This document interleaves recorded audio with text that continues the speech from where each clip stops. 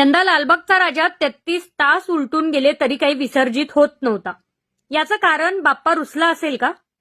अरे त्या लहान पुरीच्या बापाची माफी मागून पहा, जिच्या बापाला लालबागच्या राजाचे पदाधिकारी कुत्र्यासारखे आपल्याच मुलीच्या समोर मारतात. त्या बाप लेकीची माफी मागून जर लालबागचा राजा विसर्जित झाला नाही तर? मुंबईत आलेल्या मराठा बांधवांचे जेवण लालबागच्या मंडळाने बंद केल्याने त्याला दुःख झाले आहे. त्याबद्दल मराठ्यांची माफी मागून बघा. सामान्य भक्तांना त्यांच्यासमोर प्रचंड मारहाण झाली आणि व्हीआयपी म्हणून पॉर्नस्टार लोकांना त्यांच्यासमोर स्पेशल टाइम दिला. याबद्दल मंडळाने एकदा माफी मागितलीच पाहिजे. पहा लालबागचा राजा कसा विसर्जित होत नाही. लालबागचा राजा हलेना 5 तास समुद्रात बसून किनाऱ्यावरील भक्तांच्याकडून साकडं काही चुकलं असेल तर माफ कर हे ऐकून घेत होता. तरी सुद्धा बाप्पा काही विसर्जित होत नव्हता. याचं कारण 365 दिवस सुरू असणारे अन्नछत्र मराठ्यांना बंद केल्यामुळे लालबागचा राजा रुसलाय का? दरवर्षी 10-11 विसर्जित होणारा बाप्पा यावर्षी दुपारचा 1 वाजला तरी अत्याधुनिक पटीवर काही चढत नाही.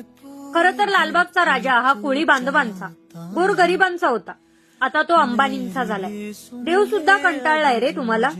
देवाला सगळे सारखे असतात हे त्या पैसेवाल्या देवस्थानांना कधी कळणार? सर्वसामान्य भाविकांना 5 तास लाईनमध्ये थांबल्यानंतर 5 सेकंद दर्शन देतात लालबाग मंडळ कार्यकर्ते. मग आज बाप्पाने मंडळ कार्यकर्त्यांना दाखवलं कसं होतात हाल. इतका वेळ त्या क्षणाची वाट बघत राहणं. बाप्पा नाराज होता सर्वांच्या वरती. बराच वेळ विसर्जित होत नव्हता. त्या लालबागच्या मंडळाच्या प्रत्येक कार्यकर्त्याच्या प्रत्येक कर्माची फळं जाता जाता बाप्पा देऊन गेला. प्रत्येकाला वाटलं बाप्पा आमच्यावरती नाराज आहे. बाप्पा त्यांच्यावरती नाराज नव्हता, त्यांच्या कर्मांच्या वरती नाराज होता. व्हीआयपी वाल्यांना चांगली वागणूक आणि सामान्य नागरिकाला मात्र 5-5 तास वाट बघून सुद्धा अगदी तुच्छ असल्याची वागणूक. एक पॉर्नस्टार यांच्या दर्शनाला आल्यानंतर व्हीआयपी ट्रीटमेंट घेतो आणि 5-5 तास रांगेत उभा राहून दर्शनासाठी हाल अपेष्टा सहन करणाऱ्या सामान्य माणसाला मात्र अशी तुच्छ वागणूक मिळते. मग सांगा बाप्पा रुसणार नाही का?